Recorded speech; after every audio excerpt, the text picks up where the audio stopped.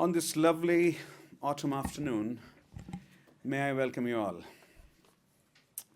I'm Ashutosh Varshney, Director of the Center for Contemporary South Asia, here at the Watson Institute. We are sponsoring this event, and I also teach political science here at Brown. Our speaker today is Barkha Dutt, a leading TV journalist in India who has spent her entire career with NDTV. Educated at St. Stephen's College and Columbia University, she currently serves as NDTV's consulting editor, anchoring a primetime daily show, The Buck Stops Here, and a Sunday show, We the People, which had the distinction of winning the Indian Television Academy Award for the best talk show for 5 years in a row, the only show to have done that. In 2012, the Association of International Broadcasting gave Barkha the title of TV Personality of the Year with the following citation: "A reporter of considerable depth, still passionate and fearless in bringing the issues closer to her viewers," unquote. Earlier in 2007, she won the Commonwealth Broadcasting Association Award for the Journalist of the Year, and in 2008, she received Padma Shri, one of India's highest civilian honors. This is Barkha's second visit to Brown. She was the first Meera and Vikram Gandhi Fellow in the inaugural semester of the Brown India Initiative, when she started working on a book which she finished later.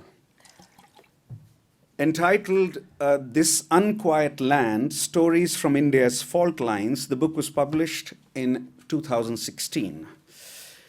We are very pleased to be associated with Barkha's first book and hope several more will follow. It is also our great institutional pleasure to note that if she visited us in the first semester of the India Initiative, which preceded the Center for Contemporary South Asia, this visit is during the opening semester of our new center, Center for Contemporary South Asia, and we hope more visits will follow. Let me now turn to the topic of the day: relations between India and Pakistan, which have fought, countries which have fought 4 wars, neighbors which have fought 4 wars in the last 69 years, have once again been on decline. Tensions rose as Kashmir witnessed yet another summer of unrest and violence. There were long clashes between the armed forces and civilians in the Kashmir Valley. There was also a terrorist attack on an Indian army base. Arguing that the militants came from Pakistan, India retaliated with strikes on terrorist camps across the line of control in Kashmir. Pakistan declared that the terrorists did not come from its land. It also denied that India made surgical strikes inside Pakistan territory. So where are India-Pakistan relations headed? What is the way to pull back from the brink? These are 2 of the more important questions we'll be discussing this afternoon. More than any other Indian journalist I know, Barkha Dutt has reported from the ground, from the valley, the line of control and the international border. In the most recent phase, while many TV anchors were fighting increasingly ferocious and jingoistic battles in their studios, Barkha spent over 2 months reporting from the valley, the line of control, and the border. That untiring and ground-level work gave her reportage the kind of authenticity entirely rare in the coverage of Kashmir and the border. No one was among the people and among the armed forces as much or for as long. The format is as follows. Barkha will start with a 15 to 20-minute presentation. I will then have a discussion as a moderator with her around 4 or 5 questions that I'll pick. We will then open up the last hour for questions from the floor. Please welcome Barkha Dutt.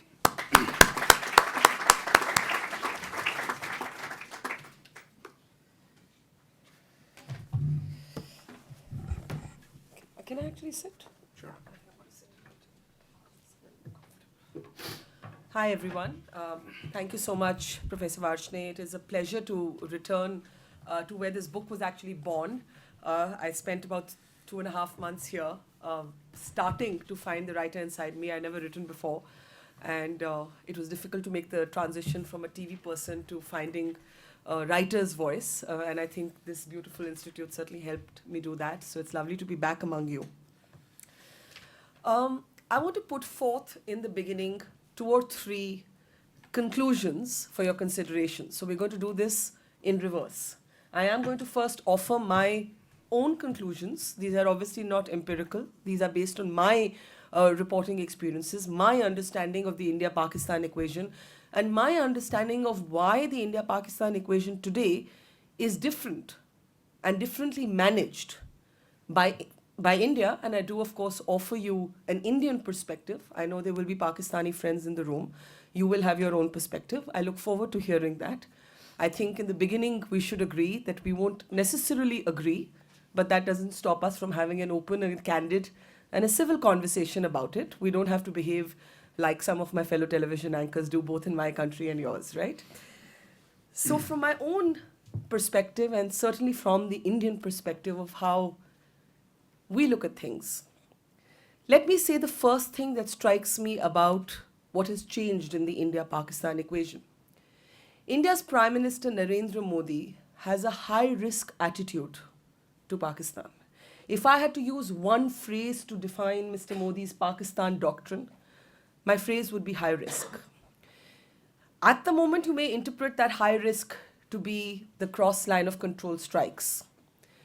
But let's take you back to another time when he did 2 things that no Indian Prime Minister before him had done.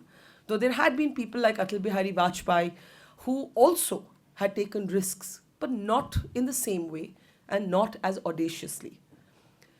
One was, of course, the decision to invite all leaders of South Asia, SAARC, for his swearing in as Prime Minister. While the emphasis at that time was not on Pakistan, certainly like before, the attention of the media, the attention of certainly the people in both our countries was on that particular meeting. And it was so interesting. I remember meeting Pakistan's Prime Minister Nawaz Sharif in Delhi over a cup of tea. And it was the first time that I had actually seen a visit by a Pakistani leader to Delhi where the word Kashmir was not mentioned. Mr. Sharif did not mention Kashmir in any public proclamation. When he went home, he got hell.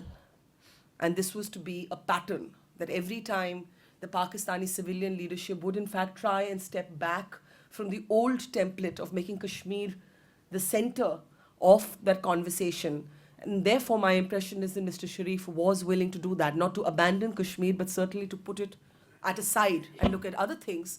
You actually found that when he went back home, the hardliner pressure was so acute that he would have to then fall back into the same rhetoric. But to come back to Mr. Modi's high-risk initiative, that was one. The other was the decision to go to Nawaz Sharif's birthday on Christmas Day, to Lahore, to sit in a Pakistani army helicopter, to go to his house in Raiwind, which is on the outskirts of Lahore, to attend his granddaughter's wedding, to actually invoke that South Asian informality, but in such an audacious way that it actually took away the breath of everybody in both of our countries, because certainly if it was planned, which is my impression that it may have well have been, nobody had any idea. That same high-risk principle, when it did not yield a certain set of results, but it's the same impulse. It's the impulse and the willingness and the capacity to not play to script, to not play to a conventional script, to not play to a prepared script, is what you now see in the drawing of red lines after the terror attack on the army camp in Uri in Jammu and Kashmir. If you were able to recognize this as a political instinct or a political style or a political approach, you may be able to see both the peace initiatives and the hardline initiatives actually in the same continuum. Not as contradictory, but actually manifestations of the same form of political leadership by a political leader who has unprecedented a big electoral mandate. So he's able to take these risks, which Dr. Manmohan Singh before him may not have been able to be. And secondly, what seems to even some of us, journalists at home, we give the government a tough time. We say, your policy is schizophrenic. You can't decide whether you love Pakistan or you hate Pakistan. And, you even allowed the ISI. Now, here's another example of a high-risk move. A terror attack follows Mr. Modi's visit to Mr. Sharif in Lahore. Literally, I think, what was it, 6 days later, right? 25th December, you have Mr. Modi in Lahore. By the end of that month, as you're looking at the new year, you have a terror attack at an Indian Air Force base in Punjab, just on the border of Jammu and Kashmir. And this does not immediately take us back to square one. On the contrary, we allow Pakistani, when I say we, I mean the Indian state in this case, I don't speak for the government, but I do speak as an Indian. The government gives permission to Pakistani investigators whose deep state, it is suspected, is actually behind this terror attack, including the ISI, to come and visit this airbase. There is an understanding that Indian investigators will be allowed to do the same. There are many, many, many contradictory remarks over whether Maulana Masood Azhar, who is a terrorist who heads the Jaish-e-Mohammed, is under arrest or not. All Pakistani television channels initially report he's been detained. Indians believe that this is a big, big gesture of goodwill. It then transpires that there is actually no evidence to suggest that he has been jailed at all. And later on a visit to Pakistan, when I ask somebody very senior in the Sharif government, he says to me on conditions of anonymity, Masood Azhar may even be in Afghanistan. I don't believe that to be true, but the message is clear that no, he's not under arrest.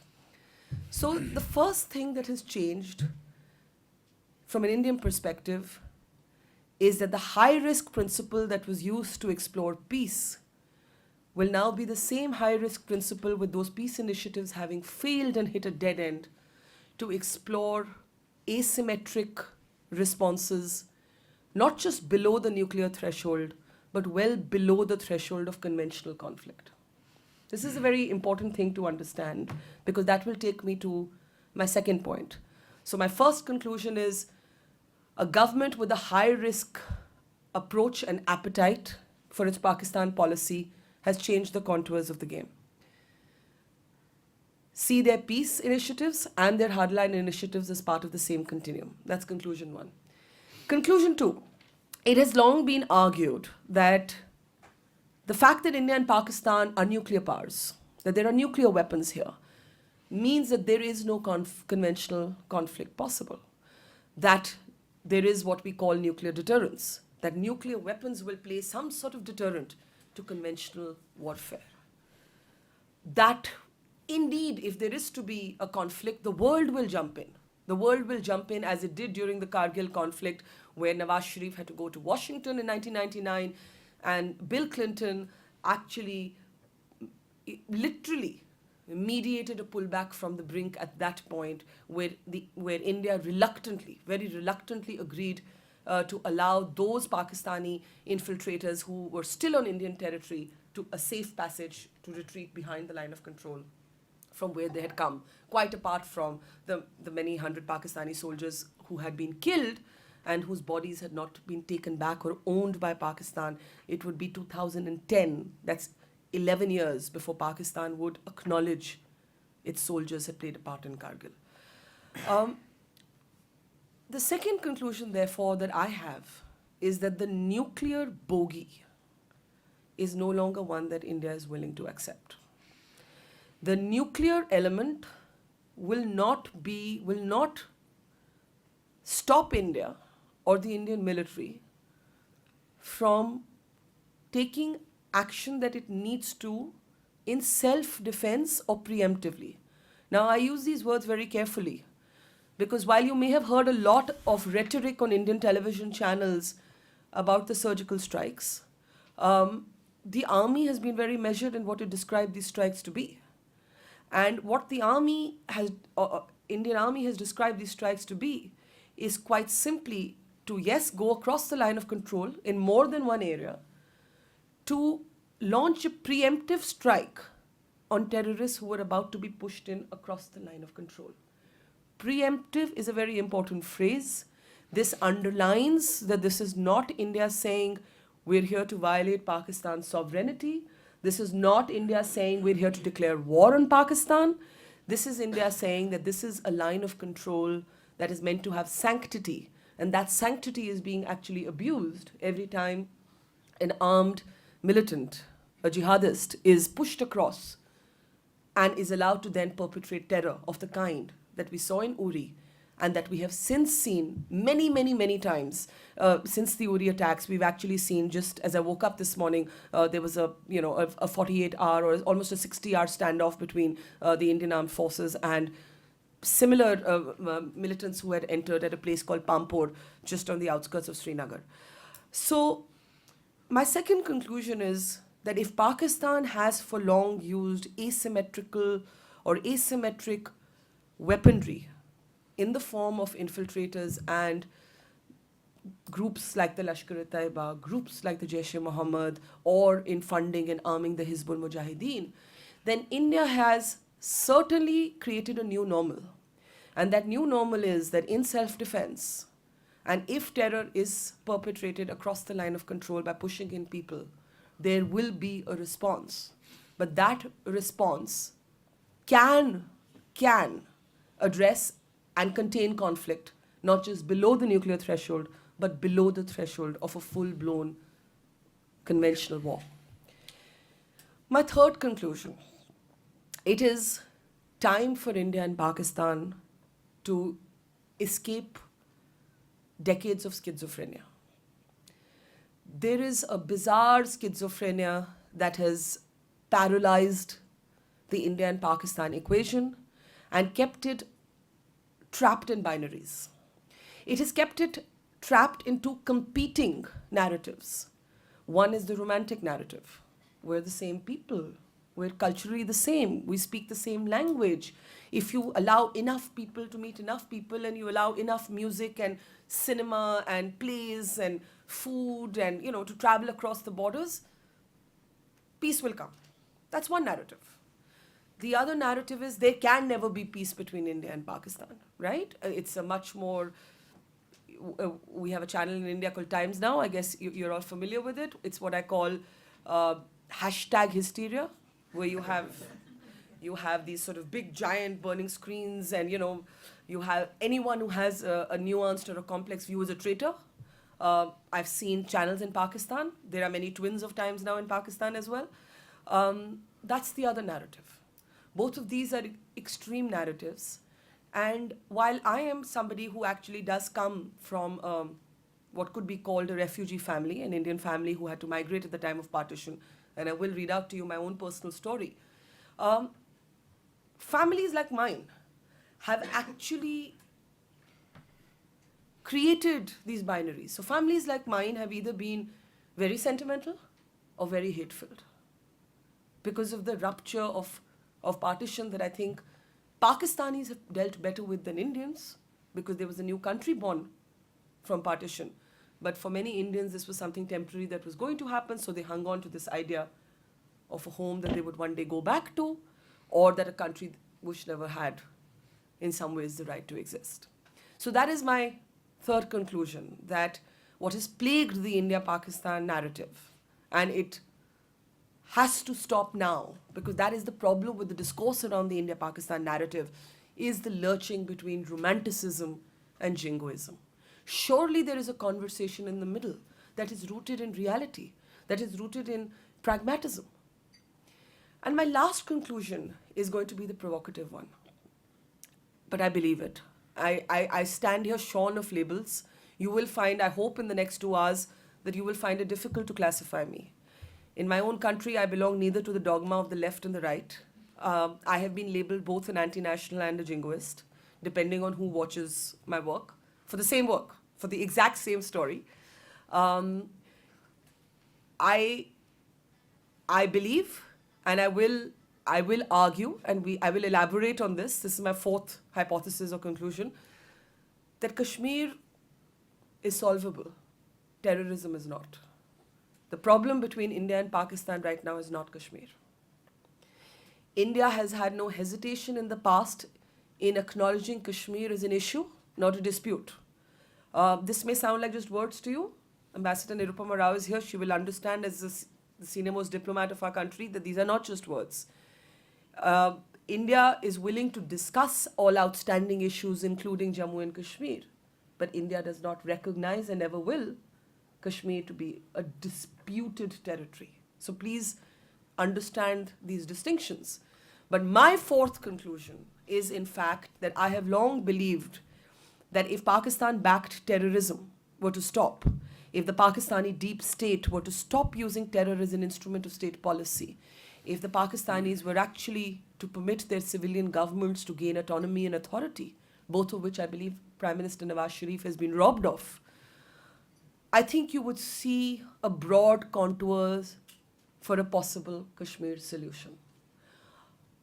None of which is possible as long as terrorism continues to be something that Pakistan promotes across the line of control and the international border. And whenever I have some of my own Indian friends, some of you may be familiar with the writer Sudhindra Kulkarni. He and I recently, he's a friend of mine, and we got into a big argument because he said, Pakistan's in denial, he said, Pakistan's in denial about terrorism and Indians are in denial about Kashmir. And I said, no, Sudhindra, that's not true, because if Kashmir were at the heart of the policy of Pakistan's deep state, and it's not even that deep, it is the security establishment, then nothing could explain what happened in Mumbai. Nothing could explain the 26/11 attacks. Because the theater of the Lashkar-e-Taiba has definitely gone beyond Jammu and Kashmir, A. B, I firmly believe that in a post-9/11 world, I think Pakistan or many Pakistanis do understand that there is no global appetite for a very, very Islamist narrative, and we can talk about that a little bit. Burhan Wani, who has been hailed as a victim hero. He's a man in his 20s, a Hizbul Mujahideen militant, who was killed by security forces, and Pakistan hailed him almost like a hero. I have seen, and I don't know how many of you have, his tapes, how he used to send his messages, what he used to say in those messages.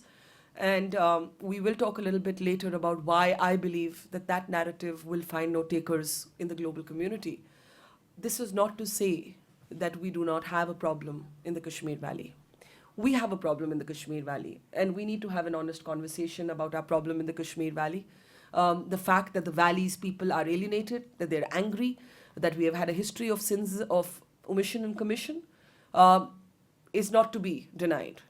But my assessment of the Indian policy would be that India would separate the internal dimension from the external dimension. And while there would have been a point where indeed Pakistan could have been a party to a possible Kashmir resolution, as long as terrorism remains center stage, this will not happen. So my fourth conclusion, Kashmir is solvable. Terrorism is the problem, and right now it doesn't seem solvable. Not through talks, not through global intervention. It seems too deep, entrenched, and institutionalized in Pakistan's state policy. So these are my four conclusions, and I am going to just read out a little bit about my personal background, and then a little bit about how close we actually came to conventional war in 1999, and how responses have changed today, post-Uri. And as I said, that there's a very important threshold, and that threshold is no longer nuclear. We have managed to calibrate a response well under that threshold. But this is first just a little bit about my personal history, and after the four overall conclusions. I sincerely hope that relations between India and Pakistan, will be friendly and cordial. We have a great deal to do and think that we can be of use to each other and the world. In August 1947, Pakistan's founder, Muhammad Ali Jinnah, declared that partition had resolved the antagonism between Hindus and Muslims in India and Pakistan, both of which could now live in harmony. Mahatma Gandhi echoed the sentiment. Both fathers of their respective nations turned out to be grievously wrong. The partition of India was a bloody and cataclysmic upheaval and the largest forced mass migration of people in the world. Between 1 and 2 million people were killed and an estimated 17 million were uprooted from their homes. The violent rupture proved impossible to heal. In both countries, many families put locks on their doors but left most of their possessions inside, as if they were going on a brief journey from which they would be coming back home very soon. My own family was among them. My grandfather, Krishan Gopal Dutt, the freedom fighter who went on to become Punjab's finance minister in independent India, used to live in a palatial coterie called Pillar Palace in Sialkot, famous for its manufacture of sporting goods. My father was a child of 8 when the mob violence spread like a forest fire across both sides of the Punjab province. My grandfather reached out to his friend Chetram, the then governor of Jammu, for help in crossing over to the newly demarcated territory of India. A truck with armed guards was sent into Sialkot on the pretext that the governor had to retrieve money from the Imperial Bank, which later became the State Bank of India, in Sialkot. On this truck, my grandfather, dressed only in his dhoti kurta, left with his family. When he arrived in Delhi, he was penniless and homeless like millions of other refugees. Decades later, as a college student, I traveled with my father to our ancestral home, or what was once our ancestral home in Pakistan. Its 50 rooms were now too expensive to maintain for the family that owned it. They occupied only one of its residential wings. We had arrived at the house without warning the new owners. Yet, although we were complete strangers, they welcomed us without any questions or suspicions, and having heard our story, handed over the keys of the koti to us. As we wandered through empty rooms past bare walls, the piano was in this corner, your grandmother slept here, that's the fountain made from marble. Those were my father's words. I understood for the first time the anguish that my family and millions like them had felt at being displaced in a manner that was so violent, unforgiving, and permanent. It was only one of 2 times that I'd seen my father cry. The other time was when his wife died. And it came home to me in that instant, standing in the abandoned old house in Sialkot, just how deep a wound partition had carved into the psyche of both countries. I read this passage out to you because, not to sentimentalize it, but actually to argue the opposite, that there is too much sentimentalism and melodrama in the India-Pakistan equation. The genesis is this emotional rupture, but it has continued into contemporary politics. There is nothing normal that we allow between India and Pakistan. The best thing we could do for India and Pakistan is actually to forget about it for a while, to allow it to be mundane, to allow it to become routine, to lift the burden of history over it.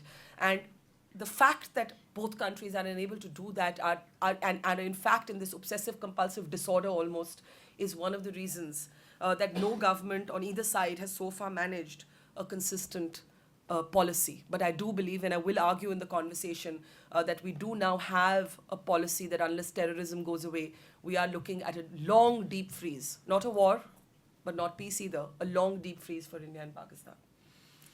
I will now fast forward, and then I will just end. I'll just read a bit of this. What happened in Kargil? And Kargil, as you know, was 1999. I covered that war from the front. It was Musharraf's plan. He had pushed in Pakistani regulars of the Pakistani military, who were then not acknowledged as regulars. And Indian soldiers buried many of the Pakistanis with full military honors because Pakistan would not take the bodies back, because taking the bodies back would have to acknowledge that these were our soldiers, right?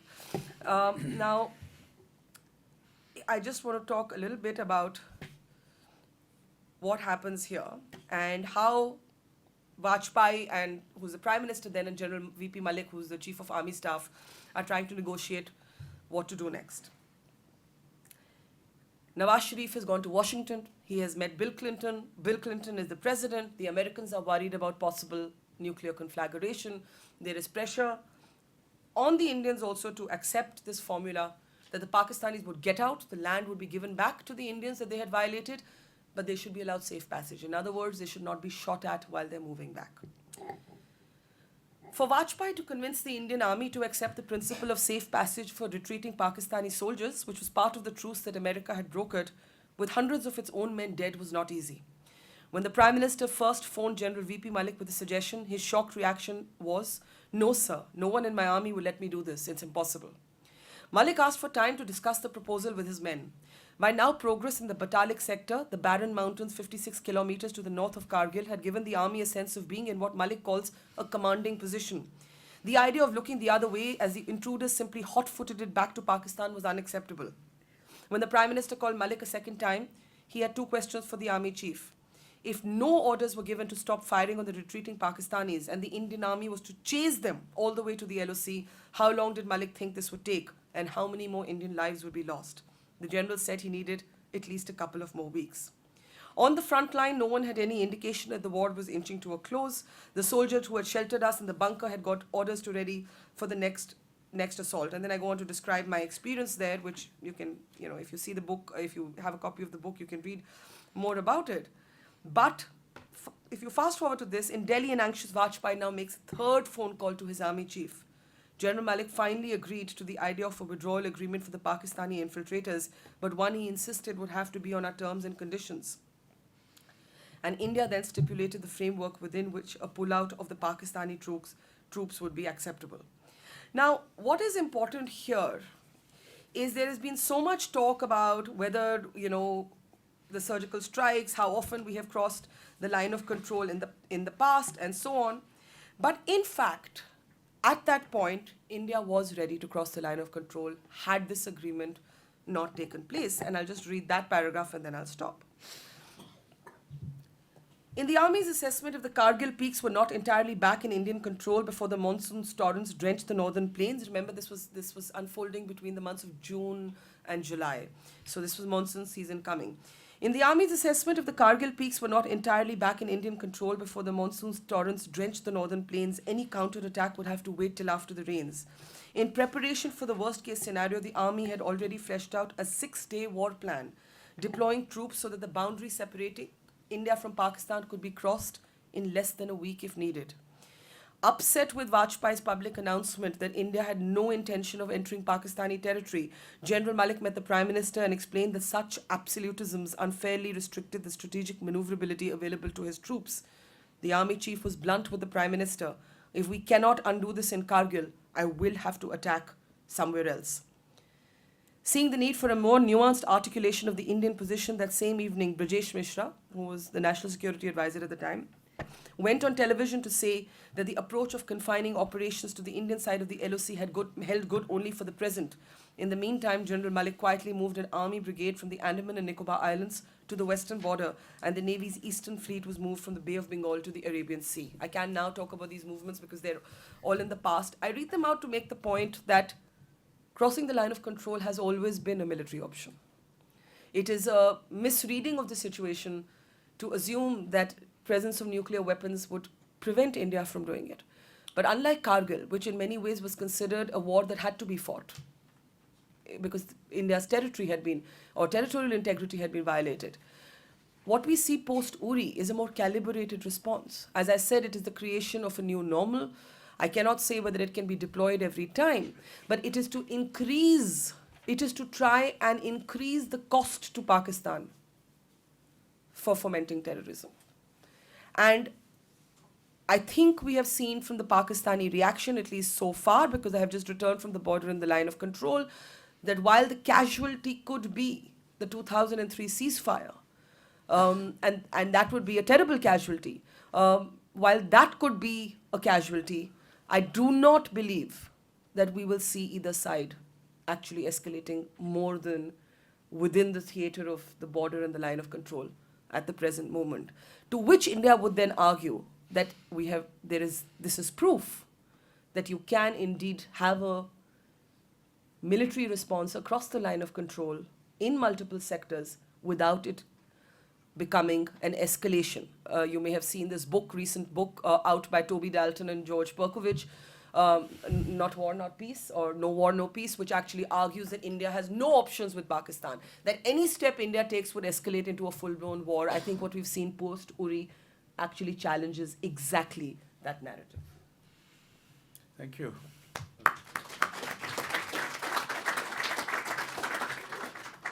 So let me start the conversation with two Kashmir questions. Yes. And two Pakistan questions. I'm analytically separating the two. They'll be connected as we. Sure. So in your documentary, 60 Days of Nights, it's one of the most moving, I think the most moving portrayal that I have seen of the tragedy unfolding in Kashmir Valley. You can go to the website of NDTV or Google it and see for yourself. It's a remarkable act of reportage. One main argument there is that young people, barely adults, almost children, are now the heart of Kashmir's debate. They are not controlled by a political organization. Hurriyat has lost control over the street, and it's unclear where this moment of of Kashmiri unrest would go. Sajjad Lone has contradicted you on this, who's a minister in the PDP-BJP cabinet in Kashmir. He was a former separatist, now he's joined a political party. He argues that you're wrong. Only 5% of Kashmir Valley supports what happened. 95% stayed behind. And indeed, the children who came out were not the children of separatists. And this is an important distinction to keep in mind. So let's discuss this idea that this, what you call a new phase of Kashmiri unrest, is focused now on children throwing stones. And at the armed forces, at the cops, and politicians even, and what does this mean? So there are two things that are new in Kashmir, which has seen unrest since the late 80s and the early 90s. One is that the age of the people on the street is getting younger and younger. So the boys on the street can be as young as 13, 14, 15, 16. Many of them are between the ages of 14 and 18, which has led to a very, very fierce argument among people even, and politicians, both separatists and mainstream, to say, A, why do we never see the children of separatists on the street? Where are the children of the separatists? The Hurriyat conference that is given so much importance, for instance, by Pakistan, at a point was also given importance as a key stakeholder by New Delhi, which used to, try and set up back channel talks with it, even front channel talks with it at one point. Where are their children? Why are their children never on the street? That concerns me less than the fact that there is one image that to me captures the senseless violence and the tragedy of what's happening in Jammu and Kashmir. There is an artist called Masood Hussain, and he paints his impressions of what he has seen over more than 2 decades. And he painted the image of a child carrying a school bag, and the school bag was filled with stones. Not books. Not books. Just this heavy bag, and it was filled with stones, right? And that is what is happening to children. That's one aspect of the new phase. The other aspect which scares me is I met a 16-year-old boy who was lying in a hospital bed, injured from the use of pellet guns. One of his eyes was gone. I do not agree. While I acknowledge and I agree that the crowds on the streets are much more violent and aggressive than ever before and almost unafraid, I do not agree with the use of these pellet guns. I so wish that we could find another SOP. The cops you interviewed in the documentary said that tear gas shells don't work anymore. Yes. And therefore pellet guns had to be used. And you're saying actually pellet guns should not be used. Something in between is possible. Well, pellet guns were ironically brought in because they were meant to be non-lethal. They were brought in initially because they were meant to be non-lethal. But the fact is that they are blinding people. They're blinding people because what is a pellet gun? It's just like a fountain. Imagine that there's you are coming charging towards me. I fire a pellet gun at you. It creates a fountain burst of metallic bits. Because it creates a fountain, those metallic bits can hit anywhere.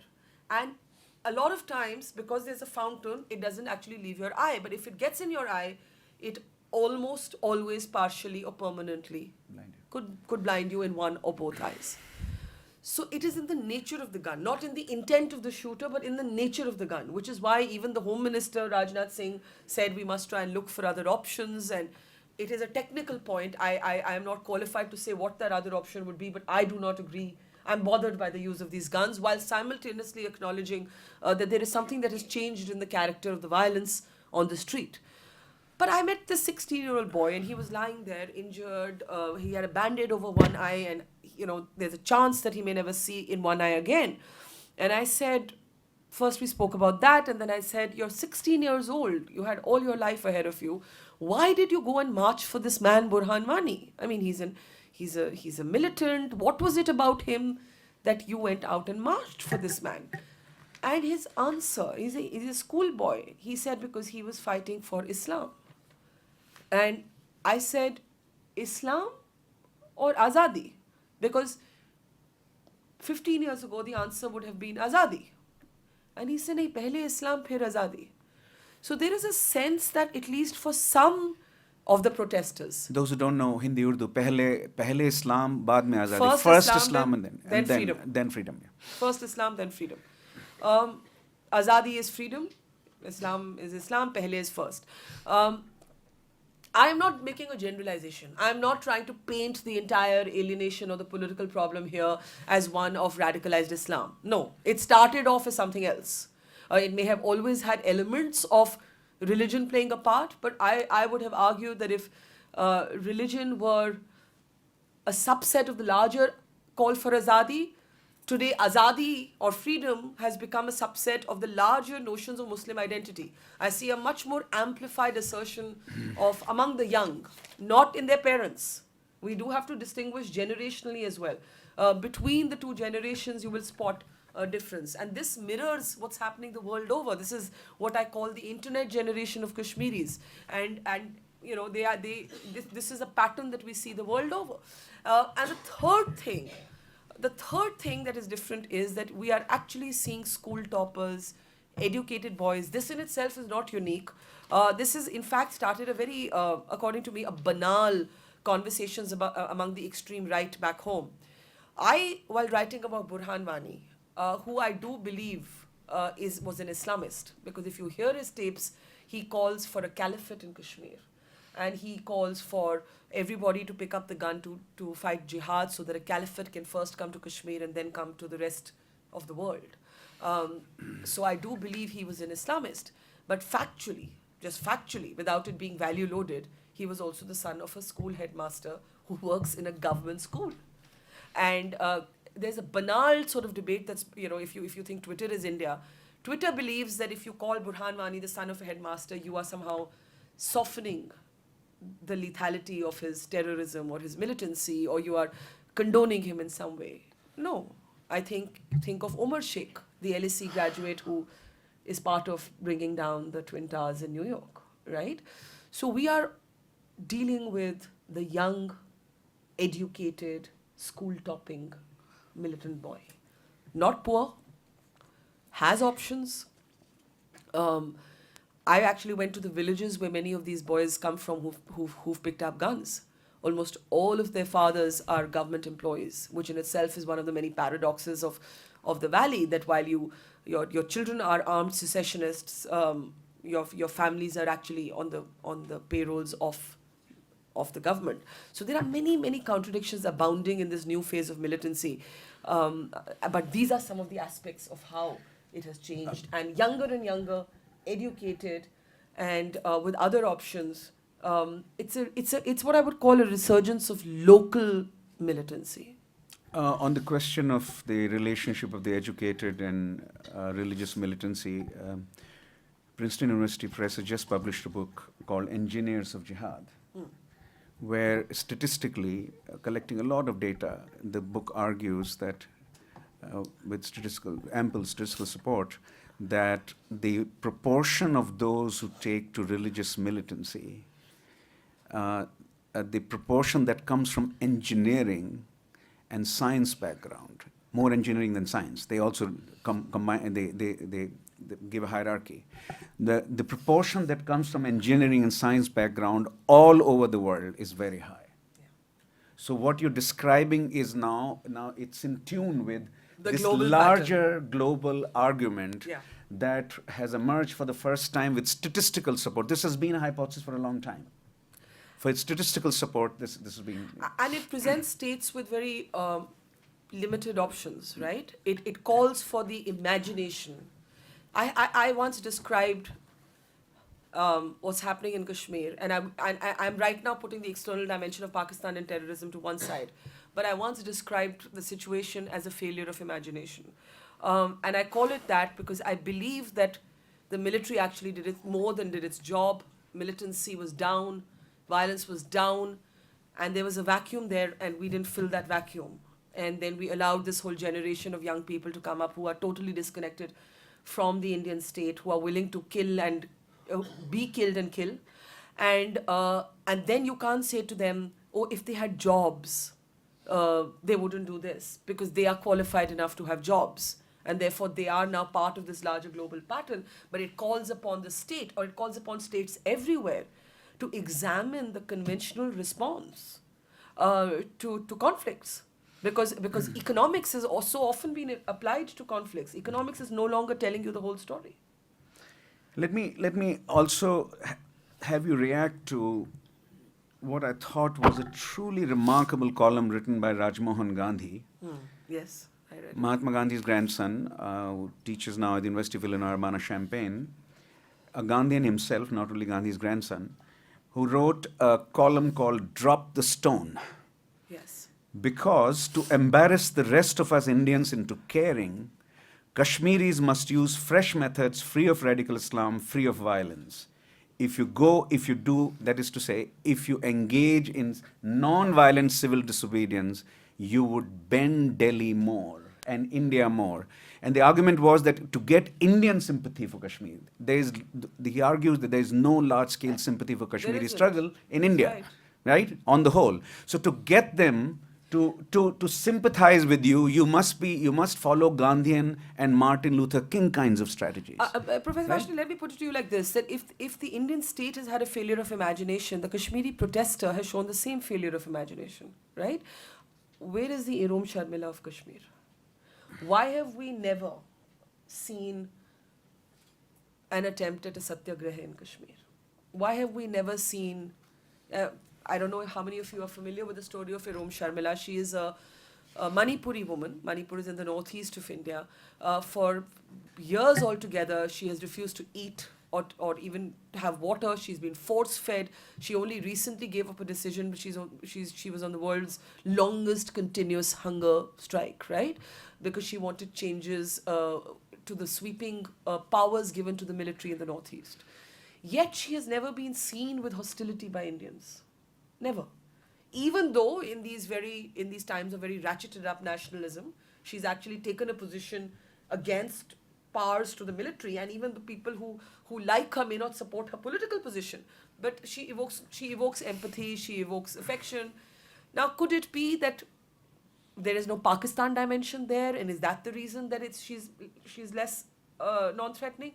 But I often ask my Kashmiri friends, yes, and I know what answer they'd give, that, the Indian state would not listen. In fact, because there is violence, the Indian state responds. Because there is violence, the Indian state is compelled to say, okay, let's do dialogue. That's one view. That does non-violence really get states to respond? I don't know. I'm not sure. I put that question out. Rajmohan Gandhi is arguing that's precisely that would be a more imaginative way to protest. I would agree with that. And Delhi has sufficient power right now to crush a violent protest, but Delhi would be embarrassed if the protest were non-violent, would be really embarrassed internationally and otherwise, and also a lot of Indians would sympathize with Kashmiri and the protesters if they engage in non-violent protest. I agree with Rajmohan Gandhi. I am not convinced. I actually traveled with... So I have a reasonably complex view on this. I wish the Kashmiris would abandon the stone. That does not mean that I think the pellet gun is the answer to the stone. I wish that there was another security protocol. But I have personally seen that crowds on the streets are much more violent than they were. And the biggest striking feature of this crowd is that the crowd is now unafraid. And if there is a crowd of between 16 and 18-year-olds who's unafraid of you, they're actually unafraid of you. They will come to where you're sitting right here in the front row and throw a stone in your face. What should you do? We have to develop a protocol. It's not good enough to say, okay, they don't listen. We have to develop a protocol. We cannot be blinding our young men and women. We cannot be doing that. So I'm not holding a brief for that. But equally, I do empathize with what the cops on the street are going through. And I'll tell you another thing. Kashmiris who are in the police, they're having to wear civil clothes, hide their identity cards, because there are calls from groups like Burhan Wani's group to kill them. And if there are going to be calls like that, that does take away from the, in a sense, it does dent the moral claims to your argument. Rajmohan Gandhi is right, that if there was to be a genuinely non-violent protest in the Kashmir Valley, it would acquire a moral imperative that currently is certainly questioned. Okay. Rightly or wrongly, it is questioned. Let's turn to the emerging, fairly large body of research now on the relationship between Pakistani state and non-state terror groups. Security scholars within political science are paying enormous attention to this question. They are examining it comparatively. Yeah. And two arguments have emerged. And I want to see how, given your ground experience, given your innumerable conversations with cops, the armed forces, on both sides of the border. I'm not sure you've talked to armed forces on the other side of the border, only civilians. Yeah. But the argument is that Pakistan is clearly, Pakistani state, and I think it has to be said, the army more so than the civilian state. Yeah. That distinction also is being made, Yeah. except that the army dominates, right?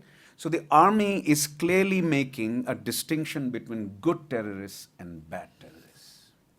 Bad terrorist organizations are those that attack the Pakistani state, like Pakistani Taliban. Yes. They must be decimated. Yes.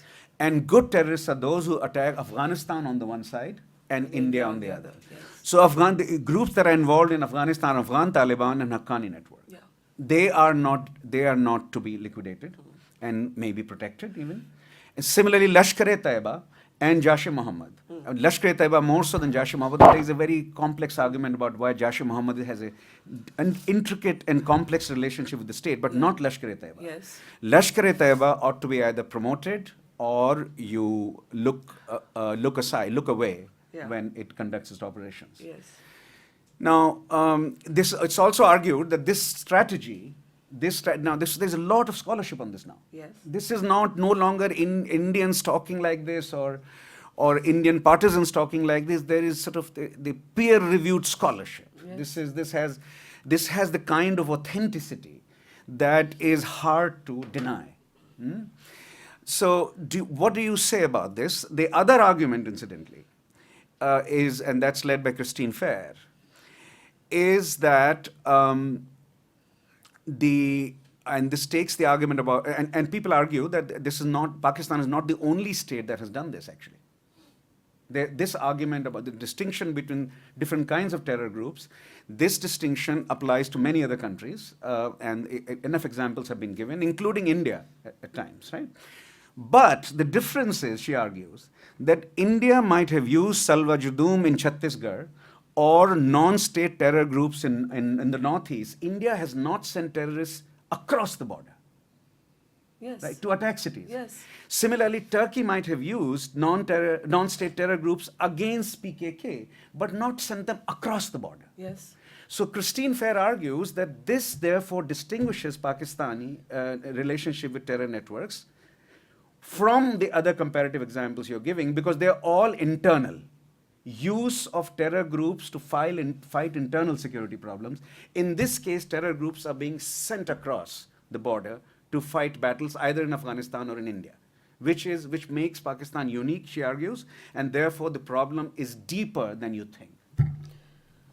I actually think that I cannot think of an equivalent example to Pakistan in this aspect. That's what she's also arguing. I would not. I would agree with that.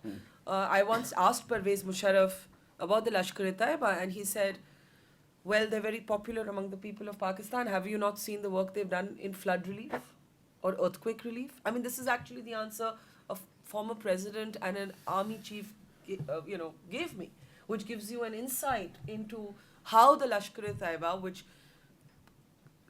was responsible for the attacks in Bombay on 26/11, how it's viewed, and why no court will put away Hafiz Saeed.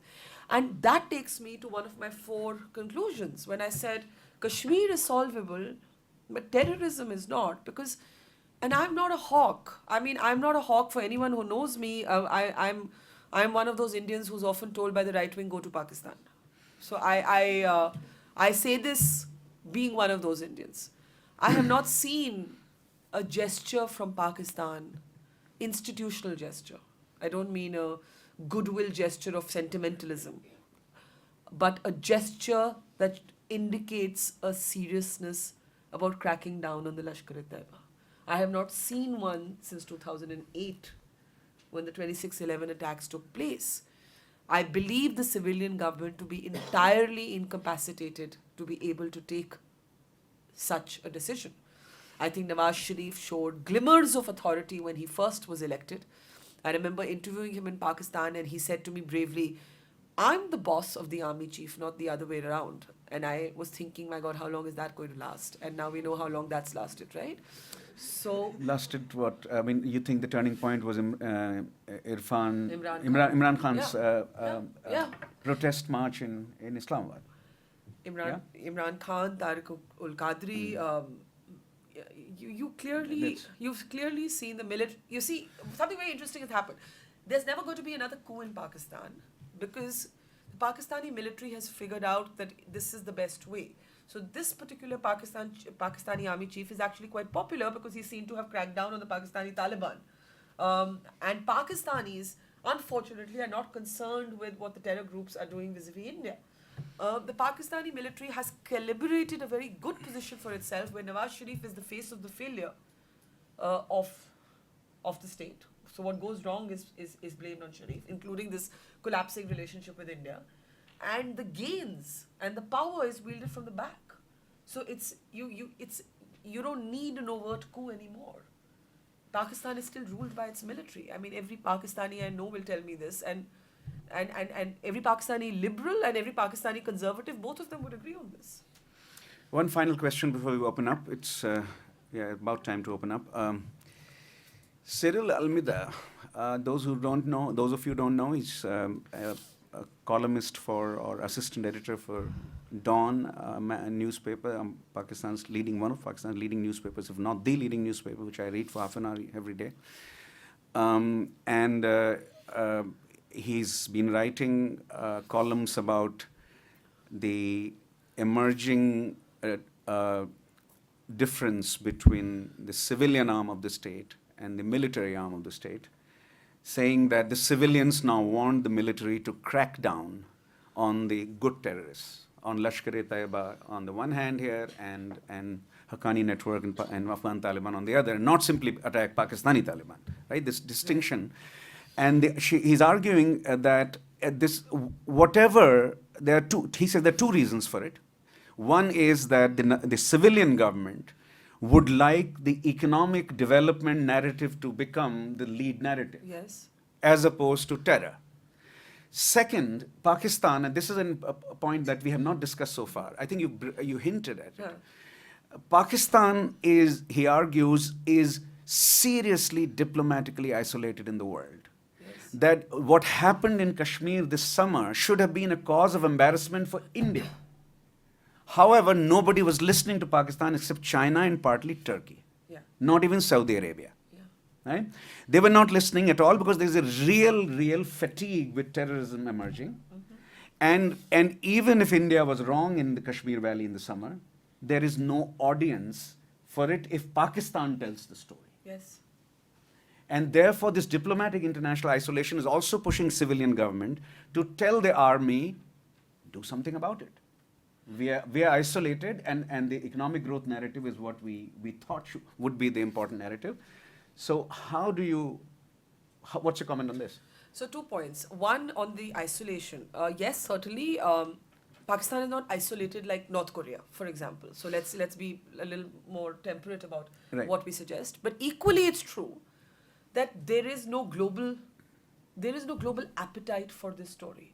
One of the reasons is in Pakistan's telling of it. The other is that there is no global appetite for violent Islamist sort of protest or politics, right? So if Indians were to tell our own story in Kashmir, there would be global attention paid, as there was when the front page story on the New York Times of the pellet guns causing eye injuries. But Pakistan standing up and making a hero out of a militant who wants a caliphate in Kashmir is not going to get any global takers.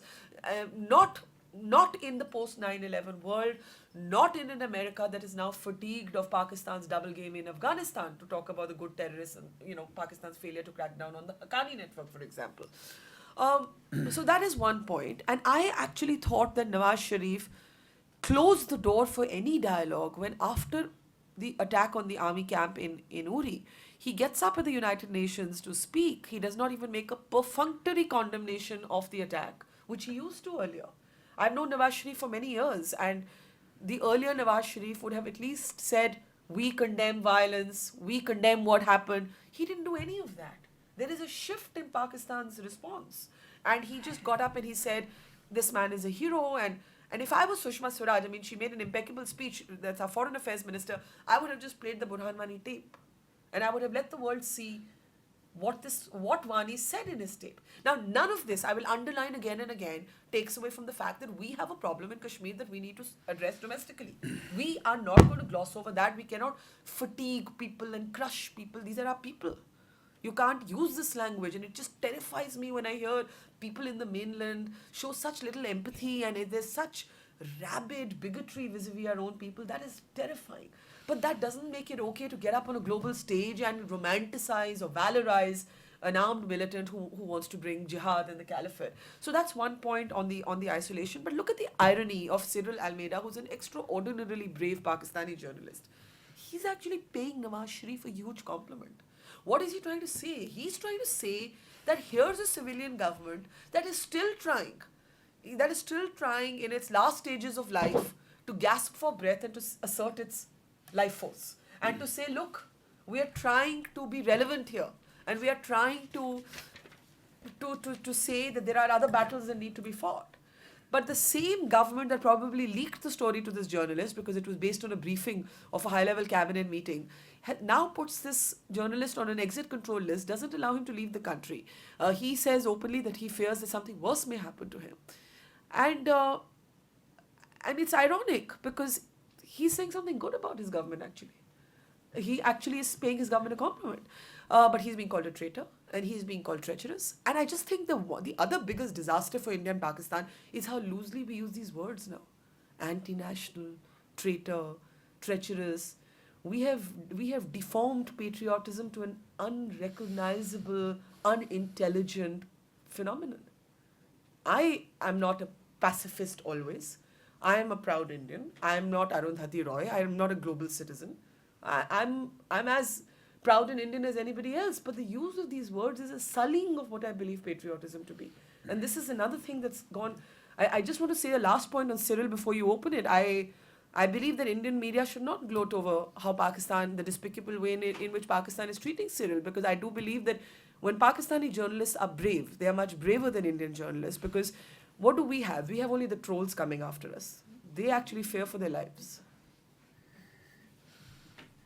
Okay, let's open up for questions from the floor, and you introduce yourself also so that our speaker knows who you are. Yeah. My name is Umair Shafaq, and I'm from Lahore, Pakistan. Thank you so much for coming in today for your thought-provoking analysis on the India-Pakistan situation. I actually had the same question in mind that Professor Varshney just asked. You said that Kashmir is solvable, terrorism is not. Now, we've had examples like Hamid Mir and Raza Rumi before, where they were extremely sort of bold in terms of what they were writing and saying. What Cyril has written in his article fairly recently, Yes. Don't you think that it's sort of an indication of how the civilian government right now is trying to regain control of the authority that they've been robbed of, in your words? And if this, in your opinion, is any indication whether the Pakistani establishment would crack down on the Kurd terrorists in the future or not. So in a way, do you think that terrorism is also solvable in the future? It's an interesting question, but I believe that cannot happen till Pakistan has a genuinely empowered civilian government. I have not yet seen a genuinely empowered civilian government. I believe Mr. Sharif started off with good intentions. I believe he was not allowed to retain any authority. Within months, that authority dissipated. The other thing is that the Pakistani military, I think, derives some of its influence vis-a-vis the imagined otherness of India. If there was actually, I mean, I think the army, to retain its deep power within Pakistan structures, needs to not just be the heroes who are fighting the Pakistani Taliban, but to be this sort of vanguard against India in this sort of imagined, built-up narrative that India will devour us otherwise, and we're the small country, and India is going to play Big Brother and eat us up. These fears are fed. This paranoia is fed. The short answer to your question is maybe tomorrow a genuinely empowered civilian government. But do you believe as a Pakistani that you see that day? Because I don't see it. I don't see a genuinely empowered civilian government. I see Nawaz Sharif trying ever so often and failing. On the whole, the scholarship that studies the question of declining military influence, once military has gained a lot of power, under what conditions it declines. More often than not, the scholarship says a defeat in war is the beginning of the decline of military's influence in politics. Right? That's generally the argument. There are other circumstances under which that can happen. Military influence in Indonesia declined after Suharto's fall, even though there was no war. Right? So there are conditions which can be different, but on the whole, a defeat in war is the largest predictor of the decline of influence, political influence of the military, right? However, in this case, after 1971, while that was visible for some time, the declining influence, the military came back up, right? And then lasted for another 11 years or so, right? And the institutional changes brought about at that time under Ziaul Haq have lasted very long. Because that's what institutionalization means, the way it was institutionalized, right? So I don't know whether you would share the pessimism of Barkha that a genuinely empowered civilian government in Pakistan seems rather improbable. I was going to give another example that could have resonance here. There was a 1-week window where the civilians in Pakistan could have moved to dent the military power, and that was after Osama bin Laden was killed in, where he was hiding in plain sight in Abbottabad. And I remember being in Pakistan at that time, and at that time the Pakistani Prime Minister was Yusuf Gilani, and he stood up in the National Assembly and he called the ISI a state within a state. Now, if India says that, Pakistanis get very angry. This was the Pakistani Prime Minister who described the ISI to be this. And at that time, Hussein Haqqani was America's ambassador, right? And you all have heard of Memogate and so on. But basically, it was a time when the civilians made an attempt to wrest power. And the result is that Haqqani can never go back to Pakistan, right? Gilani's out in the cold. And it didn't happen, but I think that was a window. So one is war, and the other is something as cataclysmic as that, where the military was seen to have failed, right? That under their nose, you had the Americans coming in, violating sovereignty, taking out this guy and going, and then announcing it to the world. But that opportunity was missed. That was really an opportunity that could have been turned into something. The claim that the scholarship that I summarized here, which is the security scholars focusing on Pakistan today, the number is rising, right? They're arguing that one other way military influence can decline is if the social base of the army changes. So in other words, the argument that Christine Fair has made is that if the Punjabi dominance of Pakistani army goes down and more soldiers come from Sindh, let's say, then over time, she doesn't predict this as a change in short duration. Yeah. But a long-term change is possible. In the short run, she doesn't see, like Barkha, she doesn't see any genuine empowerment of civilian political forces in Pakistan. Let's take some more questions. Ramesh, yeah. Thank you, Barkha. Lovely talk. Really That's Ramesh. I know. Two questions. One about Pakistan and specifically on Cyril's column. Yes. And just to understand from a journalist standpoint the backstory to this, because it seemed like even if this information obviously came from the civilian government, it was planted Yeah. What did Cyril achieve by actually writing about it? Because in many ways he diminished Pakistan's argument in a global arena and therefore did not do much justice to the civilian government, the case of the civilian government vis-a-vis its own military. So why would this happen? It would be great to hear your journalist's view of it. What did he achieve? What comes out of this? What's the 3 steps forward assessment of this? And the second question is to both of you, because you made an observation that there was a time in the Kashmir Valley, this is not about Pakistan, when we could have actually, the army had done its job and there was the possibility of actual development. Yes. Now, if one took a political economy view of this, it's an important question to answer. Why did it not happen? You had elections, you had civilian governments that were given a mandate. Why did that vacuum not get filled? Because if we don't get to answer that question, then what's the hope that we will be able to do this in the future? Right. Okay, so the first question. Yes, the Cyril story does create an embarrassment at one level for the Pakistani state by admitting that the military is using terrorism as an instrument of policy.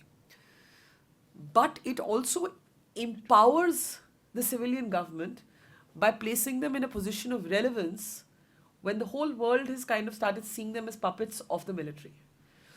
It also gives Nawaz Sharif a kind of new lease of life in claiming that he actually does want peace.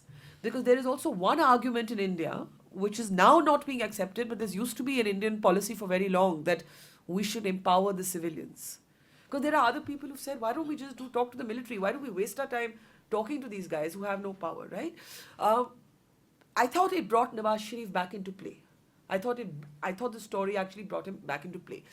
As far as it being a plant, a lot of stories are plants. The concern in a story should not be who gave it to you, but if it's true. Or if at least in one dimension is true. The source could be scummy, the source could be just another sort of venal politician. But if it's accurate, then the source is, you make no value judgment of the source, the value judgment is of the story. I think it was a story based on or driven by normal instruments of political reporting where nobody's willing to come on record. But it would be like, for example, if I went to cover a cabinet meeting in Delhi. Increasingly, we do live in an India where nobody speaks to you on record, right? So you'd sort of make a set of phone calls, you say what's happening, what's going on, and somebody would tell you what they could tell you, and then you maybe talk to another person, and when you had 3 people saying the same thing, you'd say, okay, we have a story. Sounds right, we have a story. I would distinguish it from the kind of story Indians would do by one thing that I've always noticed. Indian journalists are sometimes accused by Pakistani journalists of being being voices of the government. I do not believe that we are voices of the government at all, but I believe that we are much more at peace with the Indian state than Pakistanis are at peace with the Pakistani state. Pakistanis are still, in some ways, a people at war with themselves. They are still defining their relationship with the state. They are still creating their notion of what the Pakistani state should be. And there is no consensus on what the Pakistani state should be. I think there is a consensus on what the Indian state should be. So you will see journalism in Pakistan that goes against the grain of the state narrative in Pakistan much more than you will in India. Because as a citizenry, I think they're much more tormented. And on the second point, the second point was about Kashmir. Why did we not fill the vacuum? Because I think government after government doesn't want to, you can't fix a problem if you don't acknowledge it. So if you want to define the Kashmir problem as only promoted by Pakistan instead of one dimension, if you want to define the Kashmir problem as only being about if we set up 10 more schools or if we hold 3 more fair elections, if you want to be in denial about the problem, you cannot find a solution. I keep asking if the Prime Minister can invest himself personally in the Naga peace accord. Why do we find it so difficult? And it took time and it took decades for India to get to a point of a Naga peace accord, but we acknowledged there was a problem. We are more defensive about Kashmir because there is an external dimension. It complicates our response. And because it complicates our response and we're unable to separate the elements of it that are internal and the elements of it that are external, we lump it all together, put it in one basket. And when militancy is down, we see the shikaras on the Dal Lake and we say, okay, all is good, and we put it away. And that's a fatal flaw, in my opinion. So the political imagination which will fill the vacuum, or could have filled the vacuum when militancy was very low and some signs of normalcy were visible, and visible for several years, that imagination has to be founded on the revival of Article 370.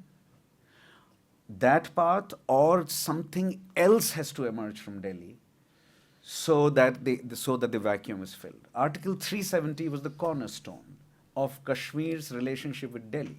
It is legitimized by the Constitution, and it is argued that it's been violated again and again. Yes. Because only for 4 matters is Delhi responsible. For everything else, Kashmir is autonomous. Those were the terms with which Kashmir came into the Indian Union. Right? It's not a regular state like UP, because that was not the UP's terms of entry into the Indian Union. So it has a special status. Is that going to be the foundation for the vacuum filling, or something else has to emerge, Barkha? I think something else has to emerge. What might that be? Any thoughts? It has to be a form of greater autonomy. So to that extent, it is linked to the principle or the idea of 370. But 370 has been whittled away. It is already a diminished article. Yes, Jammu and Kashmir has its own flag, it has its own constitution, it derives these powers from the Indian constitution, which many people forget. And they start calling, like if you say Jammu and Kashmir has its own constitution, they start saying anti-national. But this is your constitution. This is our constitution. Now, you can agree with it, you can disagree with it, but the Indian constitution empowers the state of Jammu and Kashmir to have this special status. But the problem, Ashu, is that when things are said for the first time, they have novelty, they have power. When that phrase is used 20 years later, it sounds like a cliche. So when Vajpayee first said, इंसानियत के दायरे में जो कुछ मुमकिन हो हम करने के लिए तैयार हैं, whatever is possible within the realms of humanity, we are willing to do. I'm not here to discuss the law. I'm not here to discuss what's in the book. Insaniyat, humanity. Whatever is possible within the bounds of humanity, Delhi is willing to do. When he said it the first time, it was the most radical thing that anybody in Kashmir had heard. My God, a prime minister had come from Delhi and had said this. But now they just trot it out as a cliche and it means nothing. Because it's been said 100 times. So Article 370 has become a cliche. Insaniyat or humanity-based agreement has become a cliche. First of all, a new slogan has to emerge, you say. Yes. A new phraseology. Yes. Right? Has to emerge, which on catches both imagination. By the way, on the side of the separatists too, there is a deja vu-ness to this whole moment. And just like we look for, Rajmohan Gandhi looks for the man without the stone on the street. He looks for a new face to the protester. The protester looks for a new face from Delhi. And I believe, and I've written this before, that we made a mistake, in terms of the Indian state, made a mistake by thinking that the road to Srinagar is via Pakistan, which is why you saw the Prime Minister investing the first 2 years of his political capital in Pakistan instead of with his own people. I wish the chronology had been the other way around. Yes, sir. Would you introduce yourself? Yeah, hi. My name is Mrityunjay Kothari. I'm from Delhi and I'm a PhD student here in the School of Engineering. So today, you talked about the nature of reporting, and some of it can be very jingoistic, as we've seen, and people loosely use the term traitor, and the sedition charges also you see sometimes come up. So my question is in the broader context of journalism that. To give you an example, one particular thing I remember was an interview of P. Chidambaram on your channel, where there was this, around the time when sedition charges was going on, and then it was about the Afzal Guru thing. And he said, on principle, I disagree with capital punishment, but I believe justice was done. And next day, in a lot of newspapers and other channels, it was reported as, I think he should not have been hanged. Similarly, now I see that the words can be misconstrued in any possible way, especially when they do not agree with the larger nationalistic feeling. So my question is that for a common man who does not, or who has a particular choice of news channels or newspapers that he looks, and he does not make sure that covers the entire breadth of news channels, it's just very difficult to actually realize what was said and what was interpreted by other news channels. It's difficult to get a picture of what the reality was. How do you face that challenge, and what is your comment on that? Let me summarize this we are live streaming this. I'm not sure the microphone would catch everything you said. The question is that an average citizen is unable to watch 7-8 channels and read 7-8 newspapers as scholars might, or researchers might, or journalists might themselves, and come up with what truly happened and what the reality was. And each channel appears to be giving its own version of the truth and sometimes distorting the truth. So the question is then, how does a citizen understand what happened, right? In this, given this melange of of interpretations and what we call narratives now in social science. Yeah. Well, Competing narratives. it's a valid question, but before I answer what's happening in mainstream media, without taking away from the great advantages and energy of social media, the kind of reductionism and sort of fable sharing that you're talking about happens a lot on forums like WhatsApp and Facebook and Twitter. And actually, it's become a really, really difficult time to be an independent-minded journalist and practitioner of an independent-minded journalism. And I'll give you small examples. You're talking about Chidambaram's complexity being reduced to a banner headline. I will tell you what happens with somebody like me. I went to, as you have now heard, I do a lot of reporting from the ground in Jammu and Kashmir. So I was there recently when there was curfew, and wherever journalists were going, they were getting pelted with stones. So our driver refused to take us any further, and we had to go to some place where there had been violence. So I hitched a ride on the road, and there was a guy who recognized me maybe from TV, and he said, "I'll take you on my scooter." So I climbed onto this back of this guy. He took me to the village. We did our show. We came back. This story was put on television. The right-wing trolls took this image of me sitting on the back of a guy on a scooter, and they said that Barkha, this guy is a militant, based on nothing. Why? Because he was a man with a beard, right? That's it. He was a Kashmiri man with a beard. So the right-wing social media declared him to be a militant, declared me to be a traitor. And I have to tell you that image was mass shared, right? Now, what should I be just sitting there? No, but I am not taking a scooter ride with the militant. I mean, it's idiotic, right? It's idiotic, the kind of myth-making, the kind of rubbish that goes on. So I think before you talk about mainstream media, you have to look at the zero gatekeeping in narrative building on social media. That's point one. On mainstream media, I am really worried about what's happening in television. I am truly petrified about the state of Indian television. I am petrified to the extent that I have begun to consider, even though I'm a child of television, I'm the first generation of television journalists in India, and I think the medium can do magics when you take it out of the studio and into the field, or when you do an intelligent conversation, you do an intelligent interview. But I can't join this sort of band of, sort of soldiers in the studio. And I love soldiers. I cut my teeth reporting a war and reporting the military. So this is, again, I'm not a lefty either, right? But it's pretty terrifying. It's a kind of Trumpification of television. Trump. It's a Trumpification of television. I mean, we have Donald Trumps and then mini Trumps in TV, and today they play to prejudice, and that is what has come to pass. And so you make a valid point. I had sent a note to Rehan that I would invite him to comment, so it's time to invite Rehan for his commentary. And Rehan is from Karachi, PhD student here in political science. For the longest time in Pakistan, those of us who are have a critical and complicated view of the Pakistani state often look, when we watch the Indian channels, and finally we for at least the last 15 years we've got the Indian channels. We look to NDTV for same, the way we look to Dawn for here beyond the sort of the shrill war beating that you're seeing right now. We've seen many moments like this in the past, but for some nuanced analysis, you go to that. And your show was always considered one of those. You know, something this summer I was home in Pakistan and I just couldn't watch the even NDTV. Like the lexicon that was being used. Was this pre-Uri or post-Uri?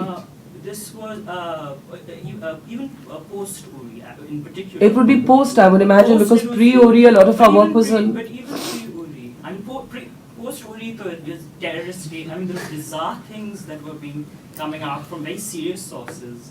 And the same was on the Pakistan side. So you know, in many ways, these two countries are, to me, are like twin images of each other's in a lot of ways. But I wanted to know from you, because you know, I was just looking up yesterday. I was telling a friend of mine, an Indian friend of mine, if you go to Reporters Without Borders, just like when you have to scroll down the Human Development Index to find India, Pakistan, Bangladesh in the 130s, 140. For Reporters Without Borders, for countries that are the most unsafe, and I don't need to say this to you, I'm just saying it maybe for most others, yeah. India is maybe 130 something, Pakistan is 142, and Nepal and Sri Lanka. So South Asian countries are incredibly violent places for journalists, and it's the violence of the state as one factor, it's not the only factor. Which index are you citing? Reporters Without Reporters Borders. Without Borders. Reporters Without Borders. Maybe it's one crude, but it gives you, but for people from the subcontinent who know how challenging journalism is on both sides, it's not new. So I was looking in this conversation to get from you someone who's a respected independent journalist. It's a little more nuance beyond the stated Indian position, you know, on this, because it is a challenging time now where the space for independent journalism in both countries has shrunk. So you know, in all of this you presented, which to me, I agree with many things that you've said here about Pakistan. I think you're spot on, but it's also a very dystopian narrative that mixes Islamic post 9/11 jihad discourse with, you know, state-sponsored terrorists into one big stew. And I'm wondering where's as an independent journalism, what about the criticism that an independent journalism brings of the Indian state and its role in all this? And it would be wonderful to also help get that perspective, because you're someone who brings that to the table. So What does Indian state, what does Indian state contribute to the discourse that equates post 9/11 jihadism with terror in Pakistan and Pakistani state? Yeah, or questioning that narrative that you get from the Indian state. The problem is this dystopian, militaristic state that sponsors jihad. Without that, we could have Kashmir, we could have development, we could have, you know, that narrative that we but that's not my narrative. I mean, if you were hearing me, I actually said that jobs, laptops, economics will not solve what's happening in Kashmir. I said that. I think I said that very clearly. And that was the most interesting point that I Maybe for you. Now, you have to understand when I say that within India, if you think I don't challenge the state narrative, that is a challenge of the state narrative. For the last 2 months before Uri, the groundwork that we did from the Kashmir Valley came at huge costs. And when I say costs, it's my job, so there's no victimhood there. But it is the cost of being shunned as a traitor, shunned as an anti-national, to be mass lynch mobbed by people on social media who will abuse you, who will do what they did with me roaming around with this boy on a scooter.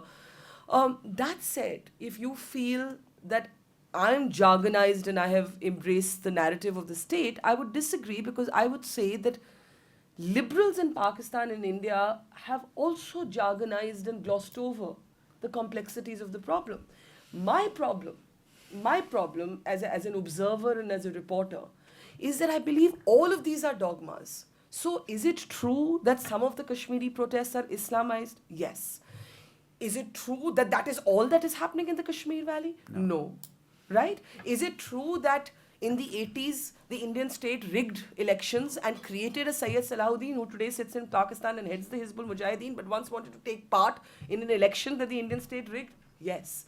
Is it true that Sayyid Salahuddin's son continues to live in Kashmir and in the irony of ironies was recently rescued by Indian security forces in a terror attack that takes place in a building where he works as a government employee?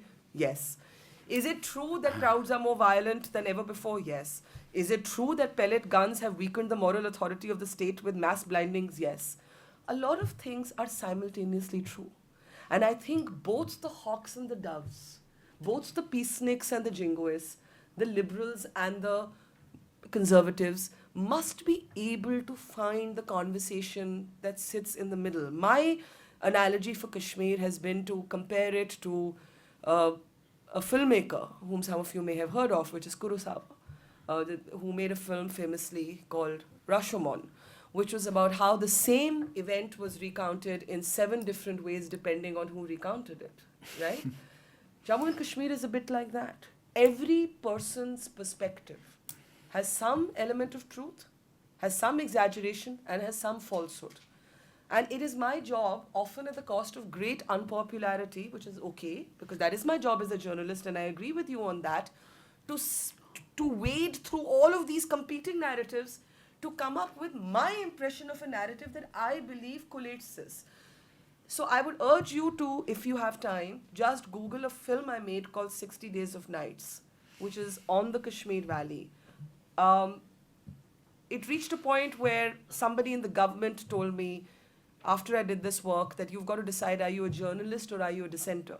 So that's on one end. On the other hand, you come to environments like this, where you are then said, okay, you're just trotting out the Indian narrative, the state narrative. But I may have my own independent-minded agreement, for example, on Pakistan and terrorism. But I may also have my own independent-minded impression of the things the Indian state had done wrong in Kashmir. And neither of these cancels each other out, and neither of these makes me an agent for anybody. You know, so, I mean, we could have a longer conversation, but that's the short answer for now. Let's go to Ambassador Nirupama Rao now. She wants.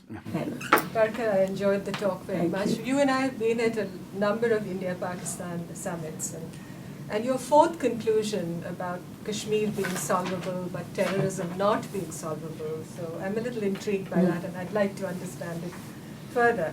Now, the whole issue of Kashmir has been the bone stuck in the throat of Pakistan, literally, when it comes to diplomacy. We haven't really spoken much about diplomacy today. And from the Indian side, it's the overhang of terrorism, even as we have been willing to discuss the issue of Kashmir. But this whole specter of terrorism has intervened. You were at Agra. You saw the way the whole summit unraveled on these binaries. Now, in the transaction of diplomatic relations between India and Pakistan, these two issues have tended to telescope. You know, that's what you've seen in every replay that you do of what happened. And the Pakistanis, as I have seen, the impression I have is that they've continued to be in a state of denial about the activities of Pakistan-based terror groups who are directing their venom or poison against India. And they wish to assert the centrality of Kashmir as the core of the India-Pakistan problem, as it were. Now, therefore, the comprehensive dialogue to normalize relations, and there are a number of other areas, as you know, included in that, has really been stuck in a twilight zone again and again. In addition to that, of course, you have, as Mr. Jaswant Singh used to say, foreign policy between India and Pakistan is really played out in an amphitheater. It isn't played out in some, ivory tower or some closed door chancellery. Everything seems to be in the public domain. Now, you can argue that, it makes for transparency, it makes for a more intensive dialogue, a more richer texture of what happens. But as a practitioner of foreign policy during my career, I've often felt that this public scrutiny, as it were, every little frame being scrutinized this way, in a way detracts from our ability to really develop initiatives or to take an idea to its ultimate conclusion, which I hope will bring peace and normalization. I'm not in any way criticizing the role of the media, but I've seen the way Somebody argued Agra, for instance, was a retreat between India and Pakistan, but it turned out to be some kind of a media blitz and sort of a carnival of unfulfilled aspirations, as it were. So maybe we should take ourselves to a destroyer in the Indian Ocean, perhaps, or aircraft carrier in the Indian Ocean to do a summit. But where does the relationship really go? Because we in India may argue that we don't want dialogue. We cannot have dialogue with Pakistan in these circumstances. But we can't really build that Trump-like wall with Pakistan. We can't do that. I mean, it's just that the bloodstreams are so interconnected. They flow into each other. So what is really the solution? It seems to me that unless Pakistan tackles the activities of terror groups, and the Cyril Almeida article, the commentary pointed in that direction very tantalizingly, but everything seems to have gone wrong after that. And unless and until Pakistan does that, the scope for resolution of what is the issue of Kashmir between India and Pakistan seems so restricted and seems so difficult to realize. So we seem to be in this kind of a catch-22 situation. Where do we go from here? Because diplomacy and issues of peace, as it were, as opposed to war, is there really a scope for that? One feels, it's a kind of a twilight of the gods kind of, scenario. Well, how would you move forward? Well, first to say that I agree with every word you've said, Ambassador Rao. When I said that Kashmir is solvable but terrorism is not, what I meant was that if all things were equal, if you actually did see a crackdown on the Lashkar-e-Taiba, if you did see no more 2611, if you saw a stop to the kind of suicide squads that are sent in to the Kashmir Valley, I believe that India and Pakistan would revert to what Manmohan Singh and Musharraf talked about, what Vajpayee and Musharraf spoke about, which is that you find a solution within the existing borders, there will be no redrawing of lines, and you look for greater autonomy on both sides of the line of control. To that extent, it's not rocket science. So I question the centrality of putting Kashmir at the heart of it as if that were the intractable issue. The current intractable centrality is that this entrenched instrumentalization of terrorism is not stopping. And I do not believe that the government of India can afford any more inconsistency after Uri. Having gone public with the ownership of the surgical strikes, this is a red line from which it would be difficult to move back from. In other words, I do not see any kind of dialogue unless it takes place covertly in the near or even the medium-term future. Which takes me to your next point. As a journalist, we love the drama and the insanity of the India-Pakistan summits. As an observer of the region and and someone who would want to see more effective peace, I think it's absolutely crazy to play out this relationship in the gaze of the cameras. One of the things I've never understood, for example, is that every time India and Pakistan meet, there's huge pressure on diplomats of both sides to come up with a joint statement. And as if there's no joint statement, the whole meeting is a waste of time. Now, question, what is the agenda for the... Or what is the agenda? What was the body language? What did they eat? Or what did they hug each other? This banality is actually destroying. It's actually destroying any chances of a cogent, covert conversation, right? Secondly, you end up making bloopers because you're pushing your diplomats hard and in a hurry to produce a joint statement. You don't always agree on the word. You're arguing about the commas. By the time you're arguing about the commas, something else has crept in. So you have a Sharm el-Sheikh joint statement, for example, which is a very contentious reference to Balochistan, which continues to be debated till this date. Why is there this joint statement obsession? Why does there have to be a press conference and then the meltdown? There has to be the hug and then the meltdown. It is a neurosis. I mean, it is a bad marriage. It is a dysfunctional relationship, and it plays out it's like inviting the cameras into your bedroom to see that neurosis. It's crazy. I mean, I believe that you need back channel talks, and you need to be able to keep them off the radar. And you need to stop over-dramatizing the India-Pakistan relationship. It's a loss to me, the story, but I mean, moving beyond my role as a journalist, I agree with you. I think the media needs to get out of the equation. There's too much pride pride and prejudice. Yeah, yes, there is. Too little sense and sense. Would you agree that your characterization of a high-risk strategy Yes. that Modi has would also include his reference to Balochistan? That's part of the Yes. high-risk strategy. Yes, it is. Right? It is, because one of the risks in it, and I was going to actually mention it, so I'm glad you brought it up. One of the risks in it is, while it has shifted the conversation, and you know, and Pakistanis will have to address the human rights violations in Balochistan and so on. How far will India take it? Will we raise it at every forum? Will we? Okay, we raised it at the United Nations this time. What is our next? Is it only moral support? Are we going to give asylum to every Baluchi leader who wants to come? So it's high risk. That doesn't mean that it's not. It's significant and it could yield Some results. some results, But, but it comes laden with risks. So it's another illustration of the new kind of doctrine. yeah, so I mean, the definition of high risk in theory is that it can have high rewards, but it can, And high failures as high well. failure. Yeah. The probability. And is, the Modi government has seen its share of those, right? Right. It's drawn red lines that haven't worked. It's done peace moves that have been Right. followed by terror attacks. It's seen those. Right. So we have about 15 minutes left. I see several hands up. So let me collect 3 questions, right? We start with Swati Ramanathan. We go to you, Costa. And then Anindita has been in line. And then we come to you. So let's do 3 and next 3. I think there's right? some there also, yeah. So I'll make mine very brief. I think it was a really illuminating talk, and I think the depth of experience on the ground as well as the caring that you have is clear.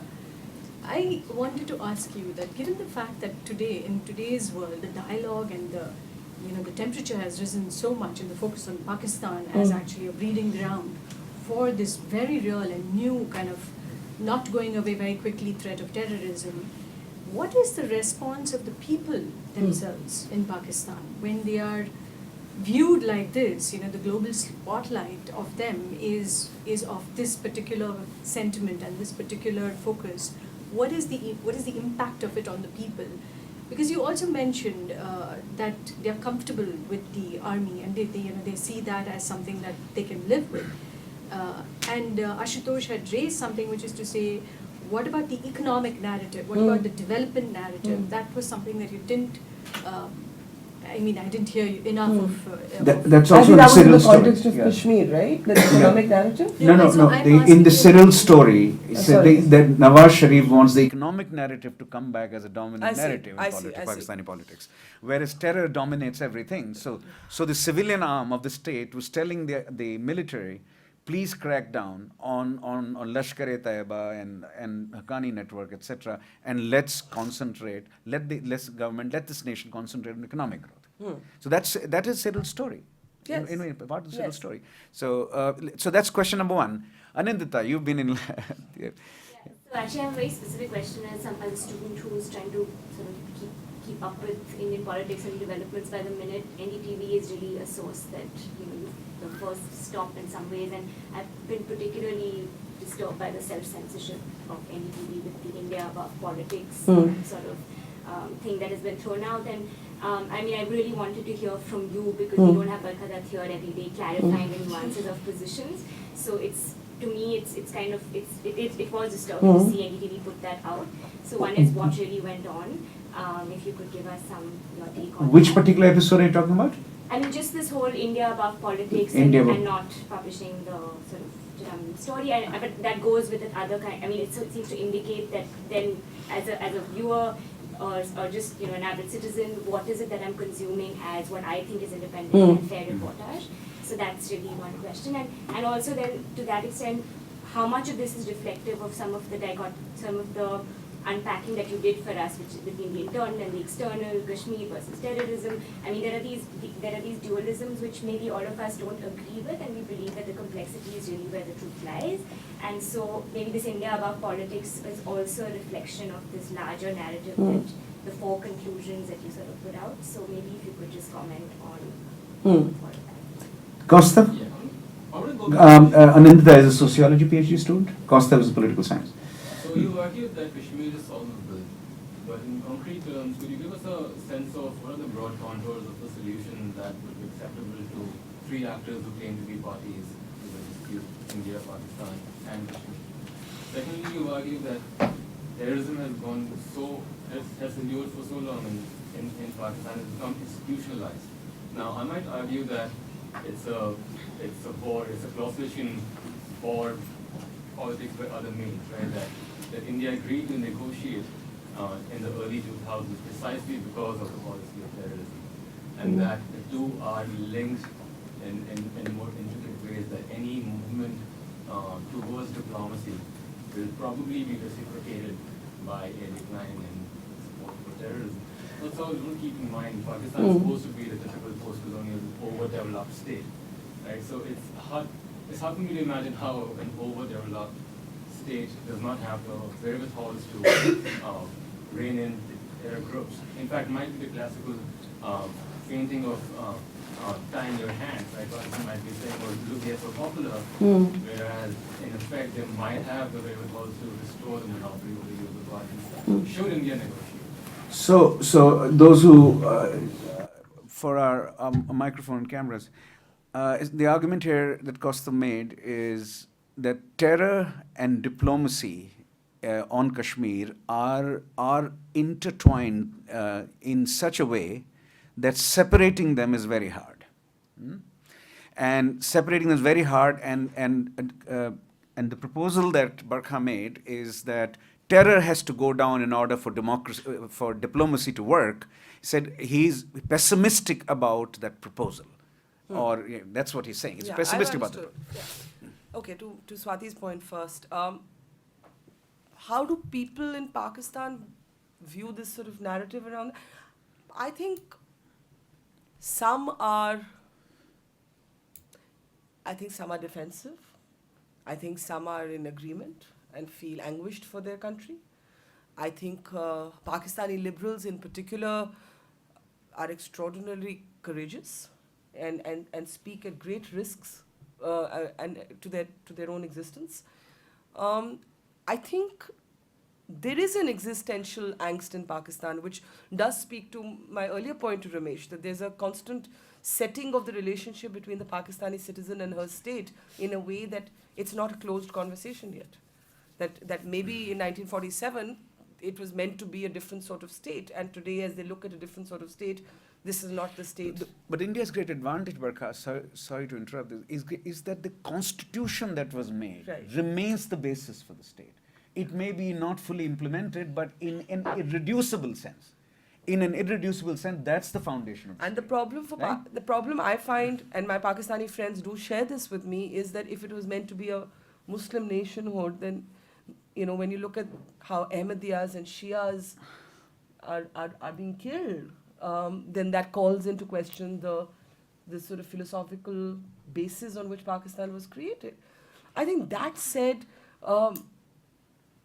I'm a bit wary of any generalizations of a people in a country, because I know that every time any generalization is made about me as an Indian, some of it is true and some of it is absolutely false, right? So and which is why there is this paradoxical thing that if you put Indians and Pakistanis in a room together, they'd really get along. There is a cultural commonality that nobody can take away with. But the way the countries have emerged is institutionally very different. And that creates a certain disconnect in that conversation if you start talking politics. So I'll give you an example that after Nawaz Sharif spoke at the United Nations, I have a very close Pakistani friend who was traveling with him, and she messaged me saying, "What did you think of the speech?" And I thought it was really good, she said to me. And I said, "You thought it was really good?" I said, "I just think it just shut the door on any dialogue." And she said, "What?" But he didn't say anything inflammatory. And I said, "But he just called Burhan Wani this victim." And we're friends, but we could not have a conversation that had any commonality in that respect. But otherwise, we're great friends. There's no personal friction between us. And she said to me, "Well, I think that speech just helped him survive in power by another 2 months." So, but there is, when societies see a lot of violence, and I've seen this happening in the Kashmir Valley as well, there is a brutalization and a numbing impact that takes place.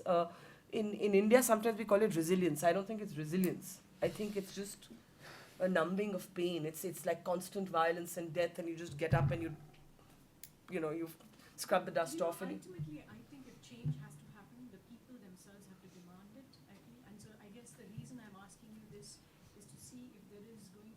change which will be from the people themselves demanding a change in the way the... I think people have hoped for that in the way they have voted. I think you have seen statements by civilian governments that seem to have indicated that the people have empowered them, and then they're going to crack down on the military, and then it just never happens, right? So I think post Zia, the military was empowered with the kind of authority that, again, like which our constitution would never have. The distribution of powers is very different. So there's a structural problem there, that even if the people wanted, I mean, unless you saw a mass revolution, unless you saw a Tahrir Square movement in a genuine sense, but that could also follow with the mess that is followed in Egypt, right? So, I mean, you have to be careful when you say a Tahrir Square moment now. To your point, I am sorry, but that decision has been taken at a level which was neither within my authority to agree with or challenge, right? It was not my decision. It is a decision by the network management, and so that prevents me from actually saying more. But other than to say that the 4 points that I concluded were entirely my own thoughts. They do not come from a handed down wisdom or a organizational policy or what somebody has told me to say. I have very, very, very, very complex views on what's happening in the Kashmir Valley. I have very, very non-hawkish views on what should happen between India and Pakistan. But equally, I'm not able to relate to what some of my Pakistani and Indian friends think will be the future of India and Pakistan. I do not believe. So, for example, I think it's shameful that Pakistani actors have been targeted, right? I think it's shameful.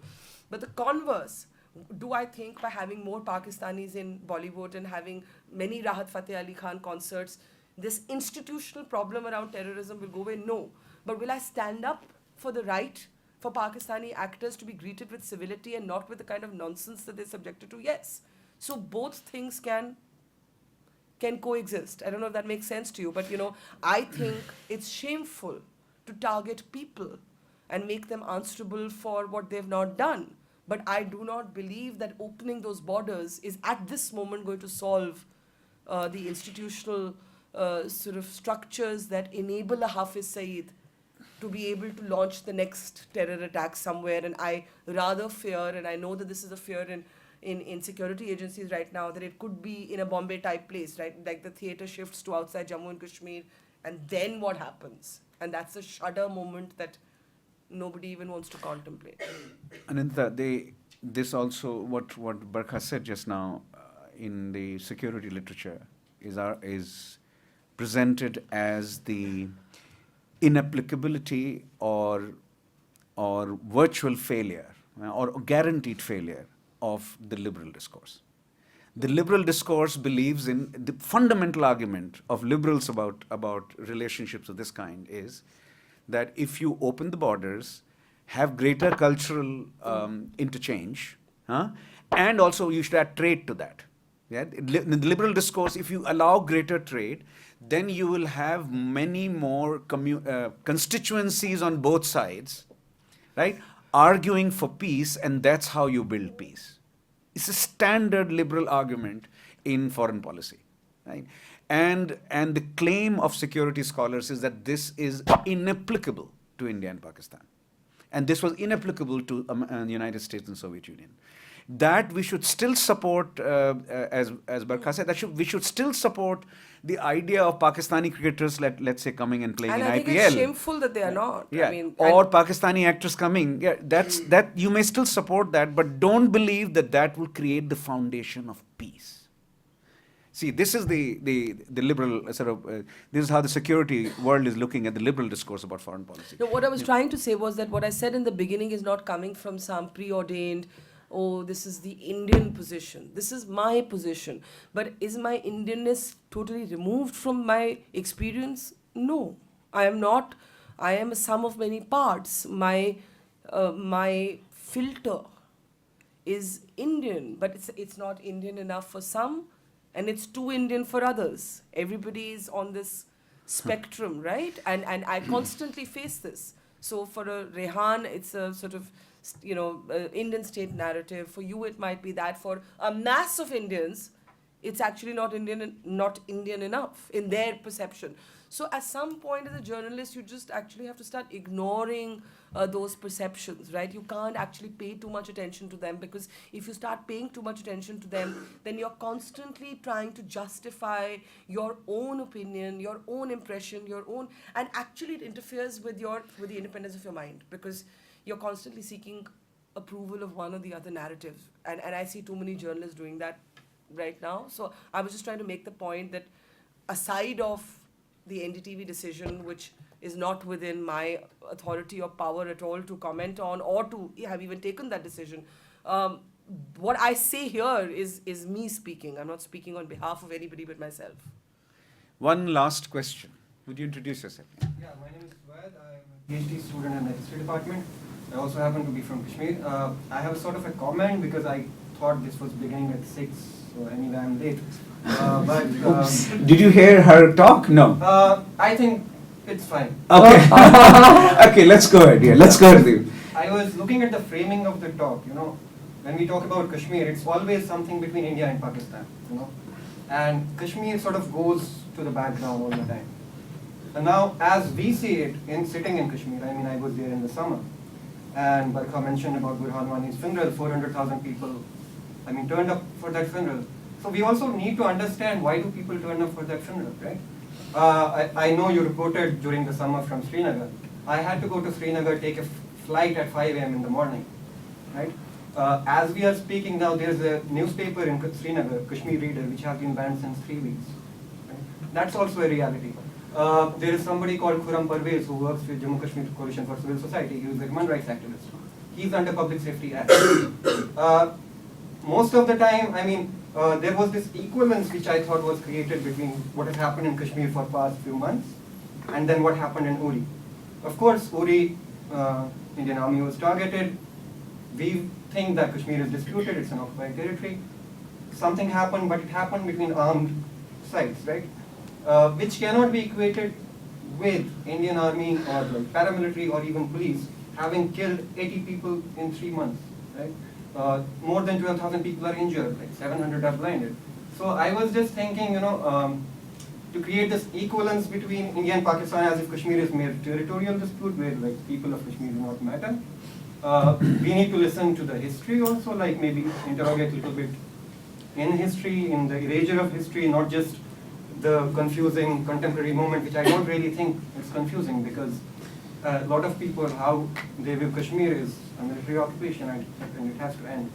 Thank you. Well, that was, I think, a political statement or as a Kashmiri, right? Yeah. Not a political statement. Or a statement as a Kashmiri, I think it's your view. it's creating, No, but this is not the framing of the Kashmir conversation. This is about the larger state of equations between India and Pakistan. If we've been having, let me respond now, that if we've been having a conversation about Kashmir only, we would have done a much deeper dive into different dimensions. We did some of that, you missed some of it. I don't think that people are trying to say, okay, here's the civilian problem, here's the civilian protest, and then juxtaposing it with what happened at Uri and clubbing it all together. I said in the beginning, there is an external dimension, there is an internal dimension. We have to look at the internal dimension in a very different way from the way we look at the external dimension. I may not agree with the idiom you use, I may not agree with your assessment of the problem, but where you and I can find a meeting ground is on that there is an internal problem and there needs to be a conversation about that internal problem, and denial will not help. That argued, I do not agree, for example, with what Burhan, I certainly do not agree with what Wani said on his tapes. And to me, that cannot and should not be the narrative of young Kashmiris like yourself. So, to me, Wani was not a literal, why was this galvanization around a person like Burhan Wani? Because I believe that a vacuum was allowed to grow, and that vacuum was not filled with anything political, where a Burhan Wani can become some symbol of something which is actually imagined and not literal, and is not about him, but about some anger or the rage vis-a-vis Delhi. And therefore, it's less about Burhan Wani and it's more about the rage of a younger generation of Kashmiris, which is actually a bit directionless. According to me, today if Delhi got up and said, let's talk to the Kashmiri protesters, there is not a single person in control of the Kashmiri protester. There will not be a single person who would come to the table because it's a diffused rage. And that diffused rage should worry us and we should address it. I don't I agree know. with your description of your prognosis of the problem, but that much I do agree on. I think the conversation can continue at there's a reception after this. Oh. We need to bring this to a close. All our institutional logics generate that requirement. So it's time to make two announcements. First, there's a reception outside. You can continue the conversation for the next 45 minutes. And second, that if you wish to buy Barkha's book, it's outside. And I hope she'll agree to sign. If you brought it to her, she would sign. And third, of course, it's also time to thank Barkha for a truly stimulating afternoon. Thank you. Truly insightful.